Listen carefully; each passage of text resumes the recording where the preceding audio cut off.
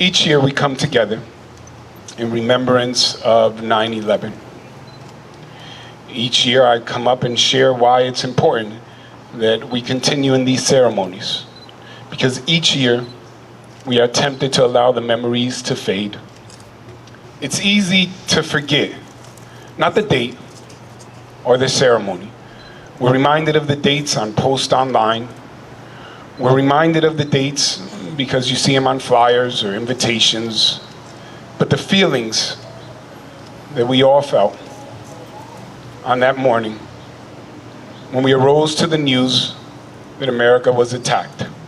The mayor at the time said that the incident was intended to break us as a nation, but had the opposite effect, making us more resilient, more united, charging us not only to come together, but to stand strong. I'm reminded why it's so important to lift our flag on high as we turn and see this demonstration of patriotism and love for our country from our fire department with Old Glory hanging from our apparatus or the flags around our grounds, to remind us all that there are those with malicious intent who plan to bring this nation down every day. There are those who, with evil in their heart, would burn the flag, would speak ill of our freedoms, of our democracy, of our nation. But though they may unite to come against us, we cannot be defeated, not because of our individual strength, but because of our collective resolve, because of our faith that this nation is guarded and protected by the sovereign creator of all, that together we are stronger, that in our acts and response and being there for one another, we respond so much better than responding with hate or evil. I'm reminded of the words of President Barack Obama, who had stated that every act of service, every act of kindness, every time we come together for one another, we remember what makes this nation so marvelous, so special, so amazing. There's a resiliency in us, a strengthened spirit that is, I would propose to you, unfortunately, more evident in the midst of tragedy. I would wish that it would be present every single day. But something occurs when we are faced, whether with imminent danger or an actual attack. Something instilled in us, perhaps through our education, perhaps through our parents, perhaps through whispers of those who came before us, that continue throughout the generations, and we hear somehow within our souls that people shed blood on this land so that we would be free.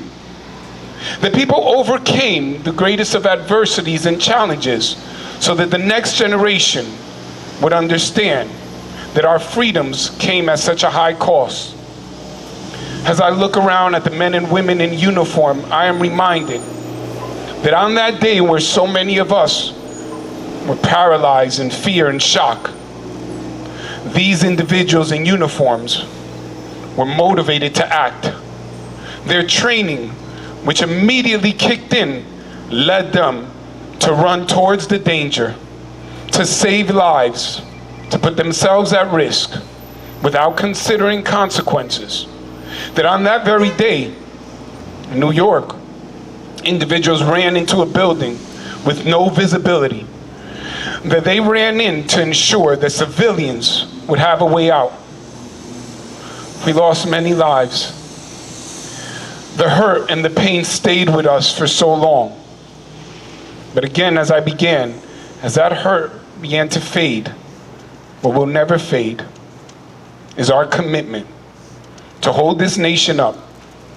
Our commitment to share with every one of our children so that they will know why we call this the greatest nation in the world. Not because it is perfect, not because things have never gone wrong, but rather because we continue forward, because it remains a beacon of light and hope for all those who wish to come and make a better life.